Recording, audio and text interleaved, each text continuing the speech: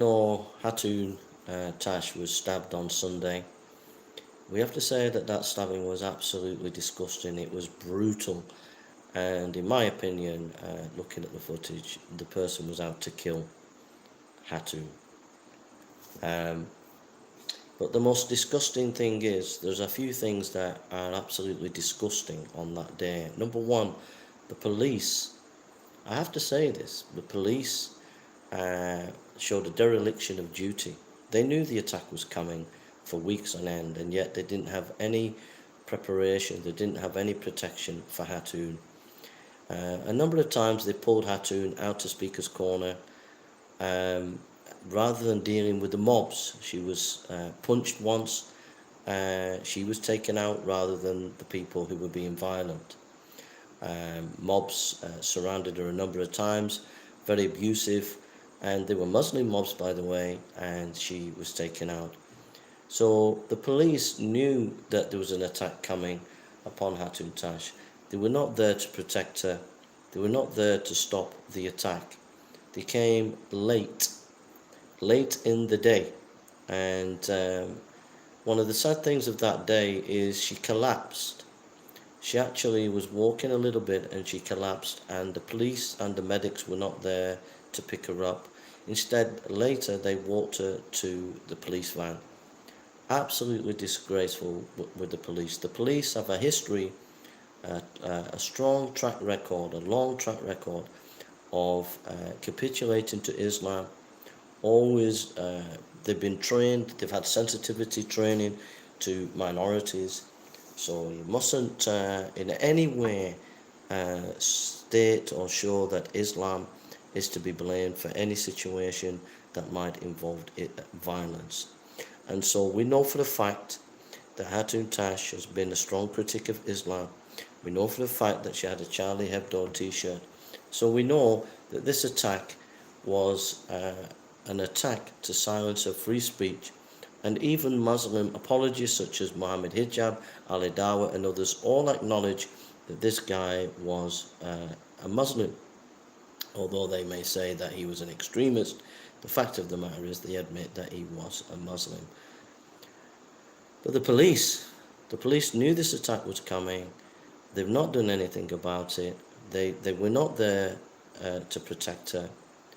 And they tiptoe around the Islamic issue where there is violence amongst Muslims towards people, and it's never recorded in that way, never stated that way. The whole Islamic issue is put under the carpet, and the British people are not aware as much as they should be about the violence that comes from Islam.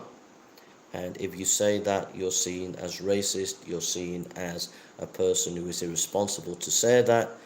But the fact of the matter is, Hatun was attacked and the person wanted to kill her because she was a strong critic of Islam.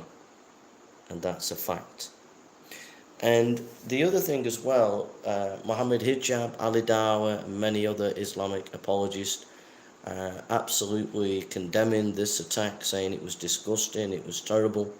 They're doing taqiyya, because it was only a few weeks ago that Muhammad Hijab and Muslims were screaming at a Muslim who was saying that we should allow Israel to have land, and Muhammad Hijab was insinuating. He didn't actually say be violent to this person, but he was insinuating you've got to shut this Muslim up who seems to be a pro-Zionist. And so we know that they are hypocritical. He and these Muslim apologists are hypocritical. We know for a fact that Paul Williams, Muslim apologist, was ostracized by these Muslim apologists in Speaker's Corner because he as a Muslim apologist was a bit disturbed that many of his colleagues at Speaker's Corner were actually into supporting Islamic extremism such as ISIS, etc. And he called them out on it, and they cut him off from their apologetic sites. So we know that at Speaker's Corner there is strong sympathy by Muslim apologists towards Islamic extremism. Thirdly, these Muslim apologists are strong supporters and have been on record as supporting Hamas, that is a terrorist organization. So for them to turn around and say that they deplore the attack on Hatun is an absolute disgrace, because you've already been on record supporting Hamas, which is a terrorist organization. But on top of that, the police have always have a pathetic, stupid, disgusting way about them in Britain. The police have become so politicized, they will do the bidding of the politicians. There's no backbone in the police at all. They're so political, the police, that they would just do the bidding of the political masters. So long as they get a pay packet, then they're happy. They don't care about the rule of law. They don't care about the oath that they actually gave before they became police officers. If they really cared about the oath, if they really cared about being police officers, then they would police in terms of being objective according to the law. But the police have lost all objectivity and are following their political masters. The political masters have indoctrinated the police to stand for minorities, and because they stand for minorities, they're not allowed to mention that maybe this violence was done to a Christian because of Islam. And they're not allowed to say that, because Islam is a minority and it must be protected at all costs. But there have been grooming gangs where Muslim grooming gangs have actually raped women, and they did it because they were Christians. And it's never been reported in the British press, never been said in the British press that that's why some of these rapes were conducted. All kept silent, you see. And so the other issue is the media. So we see the cowardliness of the police, always pandering to the minorities, always pandering to the mob. And they get the person out who's being persecuted. They get the street preacher out who has a gang around them, who wants to beat them up. So instead of getting rid of the gang and the mob, they get rid of the street preacher. Or any person who maybe want their free speech. Don't get rid of the gang who wants to do the violence. Get rid of the individual person who's exercising their free speech. Don't protect their free speech. No. That's too problematic for us.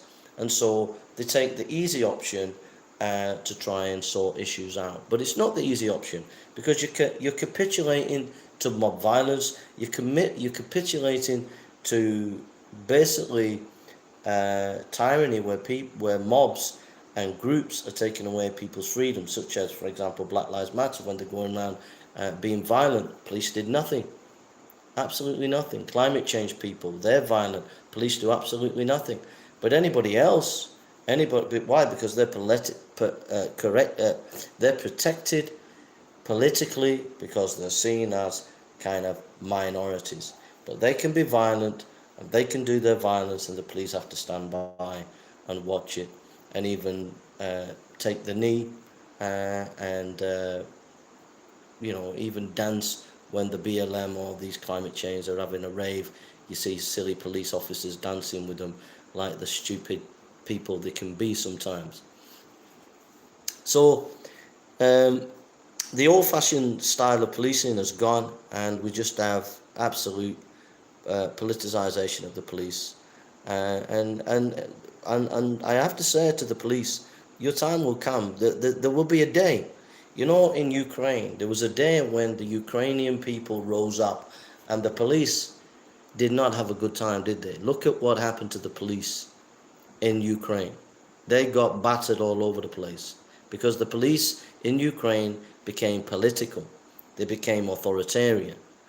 And so the police in Britain, you're heading for a time where there'll be tens of thousands and hundreds of thousands of people on the streets, and you'll get battered all over the place.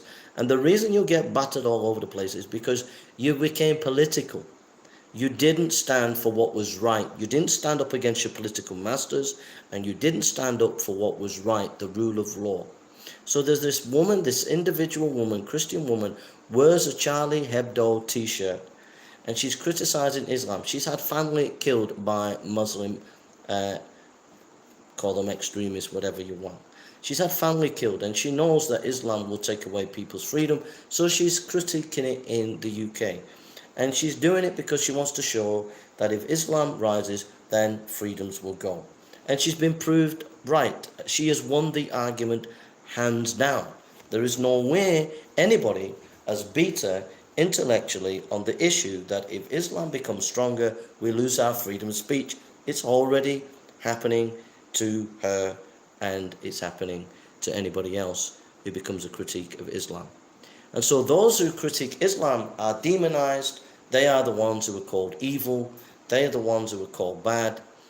And yet Islam as a doctrine of apostasy, Islam in the later surahs is quite clear in the later surahs of the Quran that if you can't win an argument, you are encouraged to shut down opposition, and it says with your hand. So Islam is a problem. Islam is political. Islam is not just in terms of a private faith. It has to go with a theocracy. It has its own Sharia laws. It has its own law courts, and the more it gains traction within a society, the more it will close down opposition, the more it will close down people's free speech. And that has to be faced one day. So what has happened, Hatun, is just a part of a wake-up call to the fact that we have lost our freedoms in the West. There is no freedom in the West anymore because the press and the media and the powers that be acquiesce to Islam, while they're on the agenda to vaccinate everybody, which is a dereliction of the democratic contract between people and the state. That is a dereliction of the democratic contract. You hear of people in the Secret Service of Macron who are wanting to leave the Secret Service because they don't agree with, and the military in France and the police in France are getting tired of the politicization of these institutions, pandering to Islam, and these hyper lockdowns with trying to force people to have vaccine. People in France are getting fed up, and it will happen in Britain, and the police and the authorities seem to be on a one-headed course of trying to take away our freedoms, fearing Islam, but then trying to bring in draconian rules where we have to have a vaccine whether you like it or not. Cuomo in America, New York, says he will want people to be driven to get their vaccine. So we're heading for a collision in our Western civilization. We're heading for collision with the authorities, whether we like it or not. The authorities are not doing their duty. They're not being responsible. The authorities should have protected Hatun's free speech. It should have been fully in the media, reported in the media fairly. And it should be encouraged that if you are a Christian, you are allowed to preach the gospel. And if you are an individual that wants to critique Islam, you are allowed to do that. It should be encouraged. But instead, the media have been cowardly and not reported anything. Why? Because they have an agenda to destroy Western civilization, to pull it away from its Judeo-Christian roots, to push in this neo-Marxist agenda, push in this wokeism, push in this vaccine tyranny, push in this tyrannical anti-intellectualism, where these days, whether it's in America or in any Western nation now, you are not allowed to have a different opinion, because the far left will get angry with you and get you cancelled off any platform. So we can't even have an opinion anymore. So we're heading for major conflict in the West. And this situation with Hatun is only a part of the symptoms of decay in our Western culture. And so my ultimate point is the media will never ever change. The authorities are never going to change, and the police are not going to change in Britain. And so there comes a point when people have to realize that whether we like it or not, we are in a state of very, very serious. Let me put it a different way. In America, and then you'll understand what I'm saying. In America, there is a Cold War going on between the far left and conservatism. It's a Cold War, meaning that there's already a war going on already where people are not even speaking to each other in America now. Families are at war with each other. And the far left is absolutely determined to destroy every vestige of conservatism left in America. They're going for the schools, they're going for the army, they're going for every institution they can, and they're not allowing any free speech. They're even working with PayPal and other groups so that they can shut down any conservative view. So there is a Cold War going there. Now the Cold War is going to dwarf into civil war because it's already a Cold War. People are already at each other's throats in America, and it's not going to change soon. It's only going to get worse. So what I'm saying is that this issue with Hatun, it's a Cold War. The Cold War is that the establishment, which is the police, the judiciary, the MPs and the political parties, and the wealthy, have all decided that they're going to take society in a certain direction. And it's definitely not Judeo-Christianity. It's definitely not Christianity. So therefore, we need to marginalize Christianity, keep it down. We're going to encourage minorities, and we're going to encourage wokeism, and we're going to encourage a complete collapse of the old way of life, and we're going to bring in vaccine for all, destroy the economy, get people on universal credit score, and move us into some kind of new world utopian order that they have. And they're determined to get us down that road. They're determined to take us down that road no matter what. They've decided no matter what, that's where they're taking us. So we're in a Cold War, and the sad thing is in Britain, it's different in America. In America, you have at least 70 million. It's growing now, I think, to 100 million people that are waking up in this Cold War. They're realizing they're in a Cold War, and they have to step up. But in Britain, we have people are still asleep. They don't realize that we are in Britain in a Cold War. And so, as my friend has said, Cam, Britain is in a bad state because the Cold War is here, and yet our people are still asleep. And if some situation like Hatun doesn't wake Britain up, then I don't know what will. But the British people have got to start waking up. We are at war, whether we like it or not, we are at war. It's a Cold War at the moment, meaning a Cold War is like a culture war, but it's a culture war that you can't ignore anymore. They're coming for your house, they're coming for your home, they're coming for your property, they're coming for your bank balance, they're coming for you. They want to control you in every way. And the rise of Islam is something that the authorities are allowing because they think it's a minority issue. But as they go on with their globalization, as my friend said, it's communism, global communism, and Islam. These are the two powers that are going to be taking away our freedoms. And we're at war. We're at war, whether we like it or not, we're at war. It's a Cold War at the moment in terms of they are going to strip you of your bank balance, they are going to strip you of your free speech, and you're going to be cancelled. If you don't agree, they're going to take away your YouTube channel, your Facebook, your Twitter. It'll all be combined that if you say on YouTube disobey, they'll shut you down on Twitter, they'll shut you down on PayPal, they'll shut you down everywhere. They'll even take your job away, they'll take your universal credit score away because everybody will be on universal credit.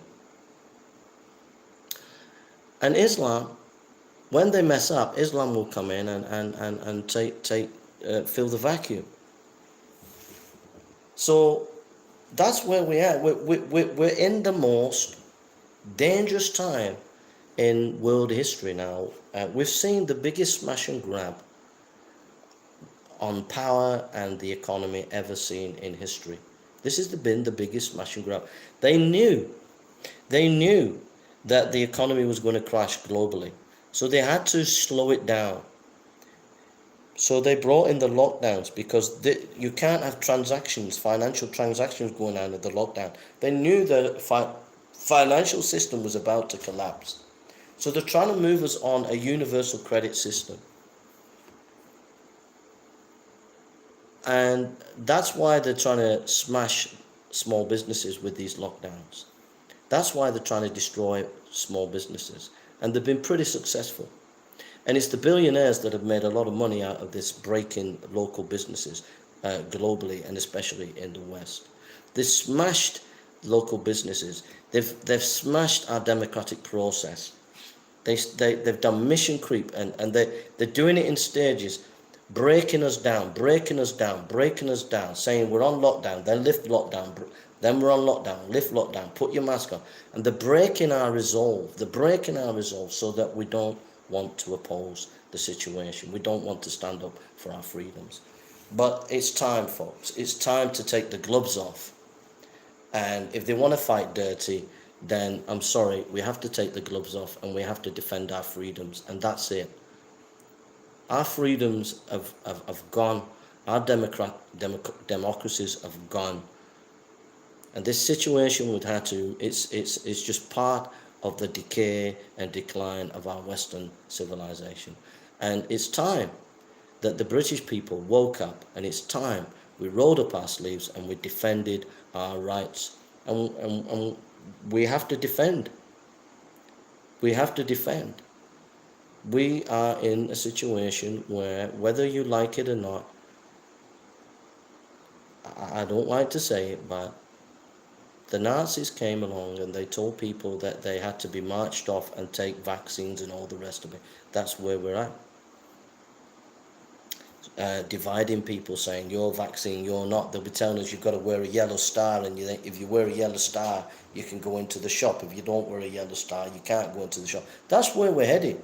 It's not going to be a yellow star. It's going to be on your phone. If you don't have it on your phone that you've been vaccinated, you can't go here, there, and everywhere. It's the same principle that the Nazis did with the Jews with the yellow star. To ostracize any person that wants to think freely. And time is running out, folks. Time is running out. We have to, it's not enough to march. It's not enough to speak out. We've got to roll our sleeves up and be willing to defend our freedoms.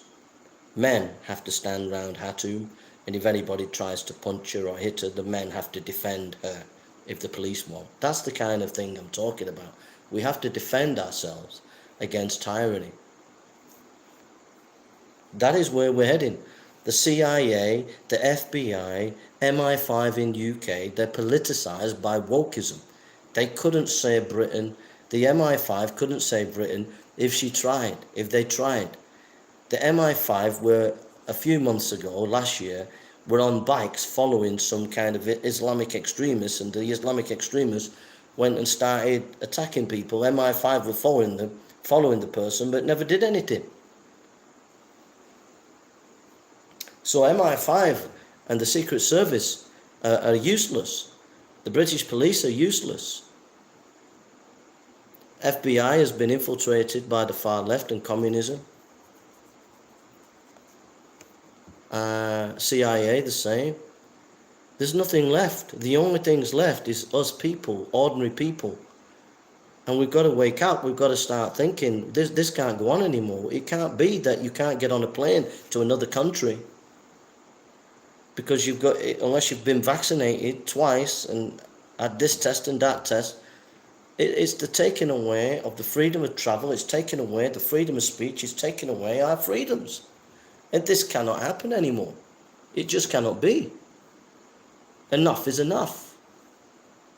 The only thing that these people will understand is if they already have it in mind to put the British Army on the streets. They already have it in the mind to put the American Army on the streets. They already have it on the cards to have the army on the streets in Australia. It's already in the cards. Why? Because they know they're pushing us too far. They're pushing it too far. But the British Army is coming on the streets. It's being touted in Whitehall. It's being touted, the American Army on the streets at Washington DC, and it's touted in the Australian Parliament to put the Australian Army on the streets. Why? Because they know they're pushing people too far, that people can't take this anymore. But it's left to us. The Ukrainians, politicians, were very, very powerful, and they were corrupt, and they manipulated the people, and the Ukrainian people stood up. And if you go and watch the videos of the Ukrainian police, they did not have a good time when it came to meeting the ordinary people of Ukraine. And I'm sad to say that it's going to have to come to that if the authorities and the police and the authorities are not doing their job in promoting and defending our democratic rights. And they're certainly not defending and promoting Hatun's democratic rights. We are in a totally, we had the Cold War. We had the Cold War. Now, I want to make it clear, the church's job is to preach the gospel. The church's job is not to get involved in politics. But for us, individuals who have a conscience before the state, we have to recognize that the state has moved into tyranny. It's moved into communism. And we have to flex our muscles as people to gain our rights back. And men need to go down. I called for people to go down and protect Hatun. God bless you, Veko. I called for people weeks ago to go down and defend Hatun. I said, go and defend her. And we have to defend ourselves. We have to protect ourselves. We have to protect ourselves against tyrannical governments. These are tyrannical governments now. They are not democratic governments. Britain is not a democratic government anymore. America's not a democratic government anymore. America's not a democratic country anymore, nor is Britain. We're not in any democracies. Australia is not democratic anymore. Canada is not democratic anymore. France is not democratic anymore. Germany is not democratic. Our democracies have gone. They went. The day they started imposing these lockdowns, the day they started to bring in this incipient communism, our democracies went, and we allowed our democracies to go because we thought we're helping to solve this virus. But it was more than the issue of virus. It was all to bring our democracies down. So everybody around the world today, in Australia, France, Germany, America, Britain, if we want our freedoms, we're going to have to take our freedoms back. It's as simple as that. They're not going to come democratically anymore. They're not going to allow you to have the freedom to have democracy anymore. It's just not going to happen. They're not going to let Trump come back. They're not going to let the MAGA movement come back. They will keep them down in whatever way possibly they can. They're not going to let you have your voice ever again. You will be deplatformed. If you get PayPal, you'll be taken off. If you have a bank balance, it will be penalized because you'll be on a universal credit score. You will never ever have your freedoms back again. It's gone. So the only way you're going to have your freedoms back is everybody who believes in democracy around the world stand together and fight together against these tyrannical governments that have come in now. It's tyranny that's coming. It's communism that's coming through the back door using COVID-19. And that's the fact of the matter. I can prove it to you very clearly. The shutting down of these democracies with lockdown, what did that do? All that did was destroy the economies. Why did they destroy the economies? Because they knew that they were absolutely in debt. They were in total meltdown. So they had to slow the economy down. So they brought in the lockdowns. And then they wanted to move people into universal credit system, where, as the Great Reset says, you will own nothing and you will be happy. And that is what they're doing, and that is where they're going, and they will not stop at anything. They're not going to stop. It's just they're not going to stop. The only way they're going to stop is you and I and everybody get together and make a stand, proper stand, like the Ukrainians did against the police and the authorities.